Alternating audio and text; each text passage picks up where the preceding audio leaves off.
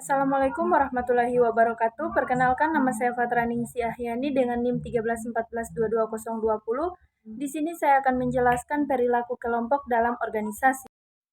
Teori-teori pembentukan kelompok. Yang pertama, teori dorongan.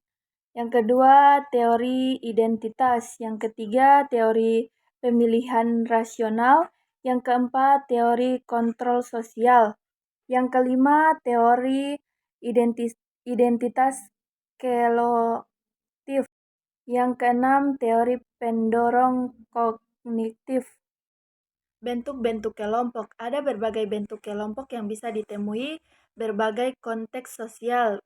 Beberapa di antaranya meliputi satu, kelompok sosial kecil. Ini adalah kelompok yang terdiri dari beberapa individu, sekali kurang dari 10 orang. Yang kedua, kelompok sosial besar. Ini adalah kelompok yang terdiri dari banyak individu. Yang ketiga, kelompok acak. Kelompok ini biasanya terbentuk secara kebetulan atau tanpa persyaratan khusus. Yang keempat, kelompok primer. Kelompok ini adalah kelompok utama dari hidup seseorang seperti keluarga dan teman dekat. Yang kelima, kelompok sekunder. Kelompok ini mungkin tidak seinti kelompok primer dan biasanya dari teman-teman yang lebih luas. Yang keenam, kelompok formal. Kelompok ini memiliki struktur dan peraturan yang jelas. Yang ketujuh, kelompok tidak formal. Kelompok ini tidak memiliki struktur yang ketat dan seringkali terbentuk secara alami berdasarkan minat atau hobi bersama.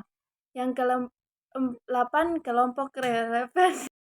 Yang ke-8, kelompok relevansi. Ini adalah kelompok yang digunakan oleh individu sebagai titik perbandingan untuk pengukuran diri mereka. Yang kelima, kelompok in-group dan out-group. Grup adalah sekelompok di mana seseorang merasa termasuk, sementara out-group adalah kelompok yang dianggap berbeda atau asing. Dasar-dasar daya tarik antar orang. Daya tarik antar individu adalah konsep yang menjelaskan mengapa seseorang tertarik pada individu lain. Beberapa dasar-dasar daya tarik. Yang pertama, kesamaan. Orang cenderung tertarik pada mereka yang memiliki kesamaan dan minat, nilai, keyakinan, atau latar belakang. Yang kedua, kecocokan. Hasil hubungan seringkali bergantung tingkat ini berbeda.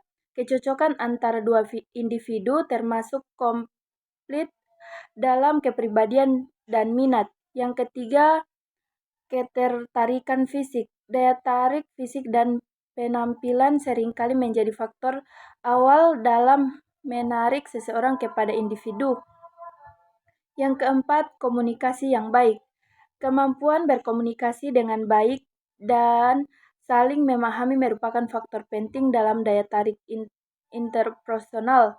Yang kelima, komplementasi. Terkadang orang tertarik pada mereka yang melengkapi sisi-sisi tertentu. Yang keenam, perasaan positif. Keberadaan perasaan positif seperti kasih sayang, kepercayaan, dan rasa hormat seringkali menjadi faktor penting dalam daya tarik interpersonal. Yang ketujuh, proximity fisik.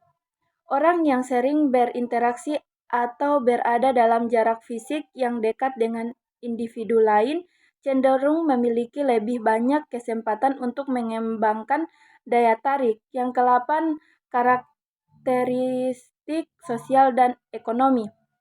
Status sosial, ekonomi, dan pendidikan juga dapat memainkan peran dalam daya tarik interpersonal. Yang ke-9, tujuan bersama. Berbagi tujuan atau visi bersama dalam kehidupan juga dapat meningkatkan daya tarik antar individu.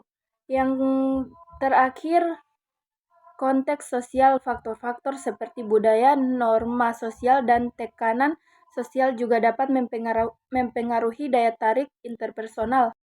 Itulah pemaparan materi dari saya. Lebih dan kurangnya saya mohon maaf. Wassalamualaikum warahmatullahi wabarakatuh.